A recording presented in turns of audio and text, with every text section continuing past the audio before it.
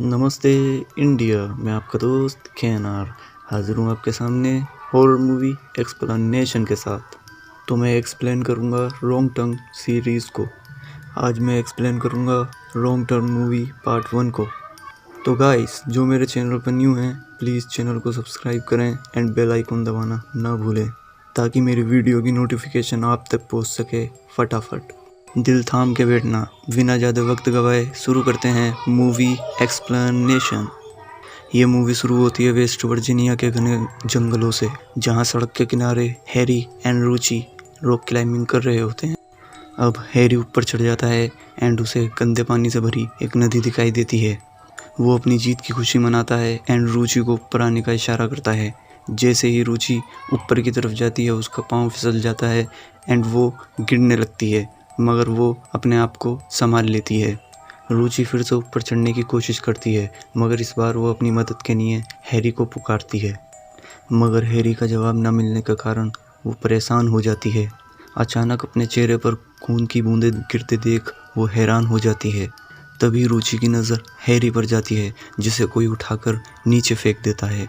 अब इससे पहले वो कुछ समझ पाती, कोई उसे भी ऊपर खींचने लगता है, लेकिन रुचि अपनी रस्सी काटकर चट्टान को पकड़ लेती है, मगर वो संभल नहीं पाती और नीचे गिर जाती है, जहां उसकी नज़र हैरी की लाश पर जाती है, जिसे देखकर वो रोने लगती है। अब इसी दौरान रुचि को अजीबोगरीब आवाज़ें सुनाई देने लगती हैं, जिन्हें सुनकर रुचि अपनी जान बचाने के लिए अपनी गाड़ी की तरफ भागने लगती है, मगर उसका पाँव नुकीली तारों पर लगने की वजह से वो गिर जाती है और कातिल उसे जंगल की तरफ खींचकर ले जाता है। अब हमारी नज़र वेस्ट वर्जीनिया में हो रहे वारदातों पर जाती है, जहां बहुत से लोगों के लापता होने की न्यूज़ छपी होती है।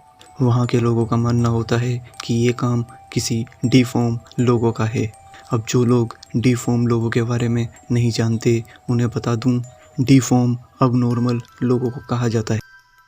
अब हम फिर से इस इलाके से एक गाड़ी को गुजरते देखते हैं, जिसमें कैरिस नाम के बंदे को दिखाया जाता है, जो अपने इंटरव्यू के लिए दूसरे शहर जा रहा होता है। अब इसी दौरान वो ट्रैफिक में फंस जाता है और ट्रैफिक खुलता ना देख वो खुद को लेट होता महसूस करता है, जिसकी वजह से वो गाड़ी से उतरकर एक ट्रक ड्राइवर से ट्रैफिक होने की वजह पूछता है, जिसके जवाब ट्रक ड्राइवर उसे बताता है कि आगे एक केमिकल ट्रक पलट गया है और ट्रैफिक खुलने में 4-5 घंटे लग जाएंगे। अब कैरिस परेशान होकर गाड़ी में बैठ जाता है और खुद को लेट होता देख अपनी गाड़ी घुमा लेता है। वो कंपनी को भी अपने लेट होने की वजह बताता है, लेकिन चट्टानी इलाका होने के कारण सिग्नल नहीं मिलता और कॉल कट जाती है। अब फ़ोन की तलाश में इसकी नज़र एक गैस स्टेशन के बोर्ड पर पड़ती है और वो अपनी गाड़ी उसी डायरेक्शन में ले जाता है, जहां उसे बहुत सी गाड़ी लावारिस नज़र आती हैं। गाड़ियों के बीच से निकलते हुए उसे गैस स्टेशन मिल जाता है, जहां उस गैस स्टेशन का मालिक भी बैठा होता है और वो किसी बीमारी का शिकार लगता है। कैरिस उससे पूछ के कॉल करने की कोशिश करता है, लेकिन फ़ोन डेड होने की वजह से कांटेक्ट नहीं हो पाता। अब कैरिस उस इंसान से शहर जाने का कोई दूसरा रास्ते के बारे में पूछता है, मगर वो इंसान कैरिस की बातों को अनसुना कर देता है।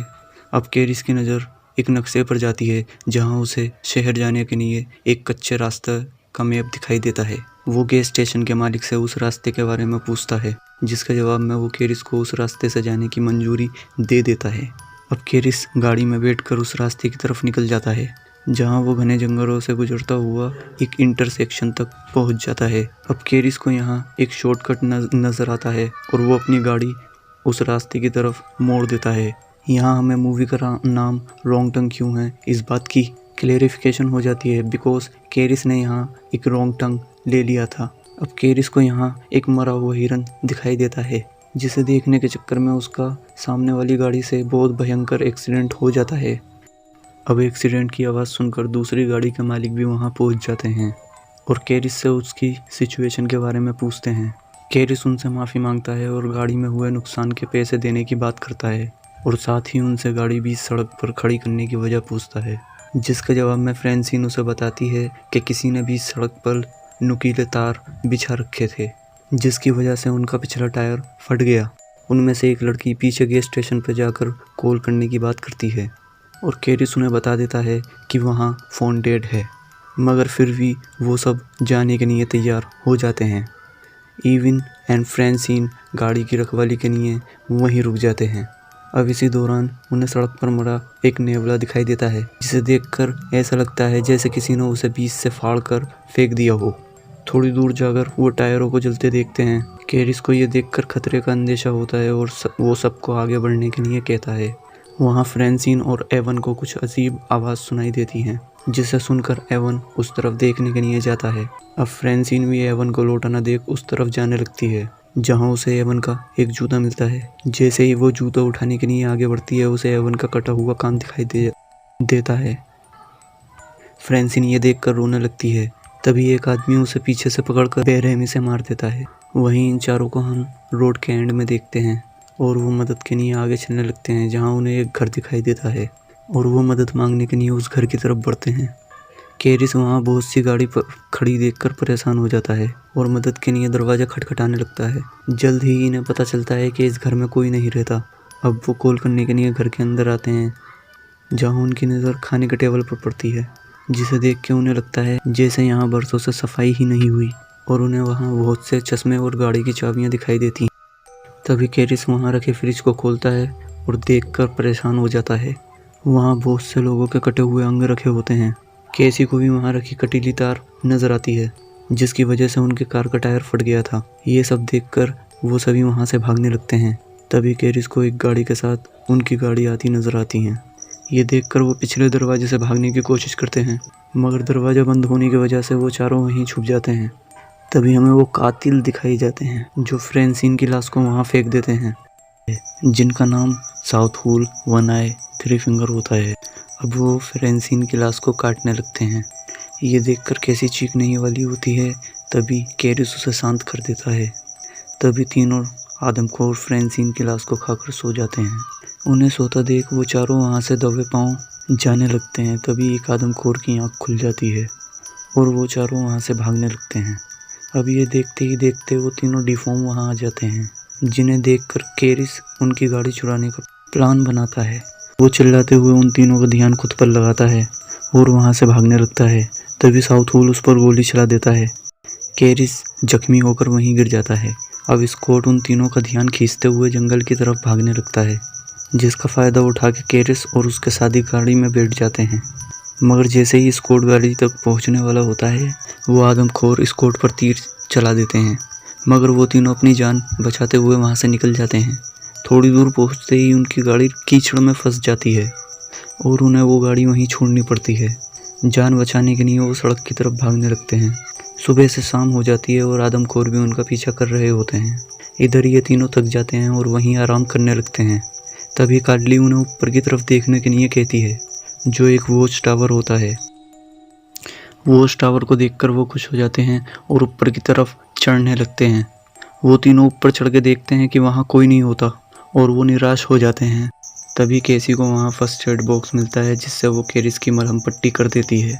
कार्डली को वहाँ एक रेडियो दिखता है और वो उसे ऑन करके मदद मांगने की कोशिश करती है, मगर उधर से कोई रिप्लाई न मिलने के कारण वो परेशान हो जाते हैं और निराश भी। तभी कैरिस को वहाँ कुछ आवाज़ आती है, जिन्हें सुनकर वो बाहर देखने लगता है। वो तीनों आदमखोर उनकी ही तरफ आ रहे होते हैं। वो तीनों छुप जाते हैं। तभी थ्री फिंगर ऊपर की तरफ चढ़ने लगता है, तो कैरिस वहाँ मौजूद सभी सामानों को एंट्री गेट पर रखने लगता है।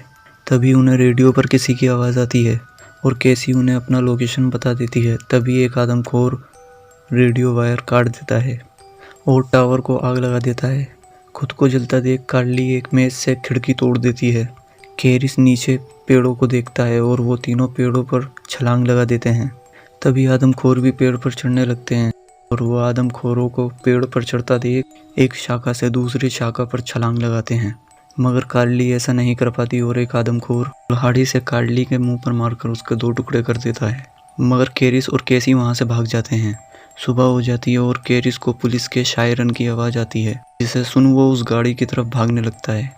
ऑफिसर गाड़ी से बाहर निकल के आता ही है, तभी एक तीर उसकी आंख में लगता है और उसकी मौत हो जाती है। और कैरिस खुद को बचाने के लिए गाड़ी में बैठ जाता है, मगर गाड़ी की चाबी उस ऑफिसर के पास होती है। तभी वहाँ साउथवुड आ जाता है और गाड़ी के नीचे झांकने लगता है मगर वहाँ केरिस नहीं होता क्योंकि वो झाड़ियों में छुपा होता है। साउथवुड ऑफिसर की बॉडी गाड़ी में डालकर वहाँ से जाने लगता है। तभी केरिस भी गाड़ी के नीचे छुपकर उसे मजबूती से पकड़ लेता है। आगे केसी को बंधा हुआ दिखाया जाता है और वन आई केसी को मारने ही वाला होता है। तभी वहाँ साउथवुड आ जाता है और वन आई साउथवुड के साथ ऑफिसर की बॉडी उतारने लगता है। फिर वो दोनों ऑफिसर की बॉडी को काटने लगते हैं। फिर से वन आई केसी को मारने के लिए उसकी तरफ बढ़ता है। तभी केरिस दरवाजे को आग लगा देता है। जैसे ही वन आई दरवाजे की तरफ देखता है, केरिस उसे गाड़ी से कुचल देता है और साउथवुड को भी जला देता है। फिर एक टूल से साउथवुड को जख्मी कर देता है। तुरंत वो केसी को छुड़ाने लगता है। तभी साउथवुड उठकर उसे पटक देता है और कुल्हाड़ी से केरिस पर हमला कर देता है, मगर केसी तीर मारकर साउथवुड को मार देती है। तभी थ्री फिंगर आता है और केरिस को मारने लगता है।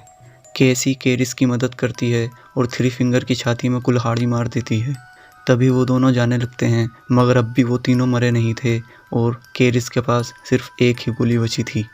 केरिस गाड़ी के पेट्रोल टैंक में गोली मार देता है और पूरे घर को ही उड़ा देता है और गाड़ी में बैठकर वो वहाँ से निकल जाते हैं और केरिस गैस स्टेशन पर पहुंचकर उस नक्शे को फाड़ देता है ताकि कोई और दोबारा उस रास्ते पर ना जा सके, और वो दोनों वहाँ से चले जाते हैं। यहाँ मूवी एंड हो जाती है।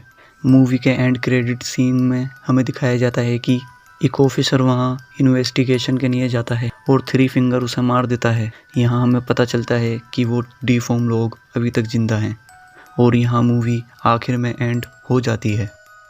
तो गाइस, मूवी एक्सप्लेनेशन कैसी लगी कमेंट करके ज़रूर बताना और लाइक ज़रूर कर देना एंड चैनल को सब्सक्राइब करके बेल आइकॉन दबा देना ताकि मेरी वीडियो का नोटिफिकेशन आप तक पहुँचे फटाफट। इसी के साथ इजाज़त लेता हूँ, फिर हाजिर होंगे एक और हॉरर मूवी के साथ। Good bye friends.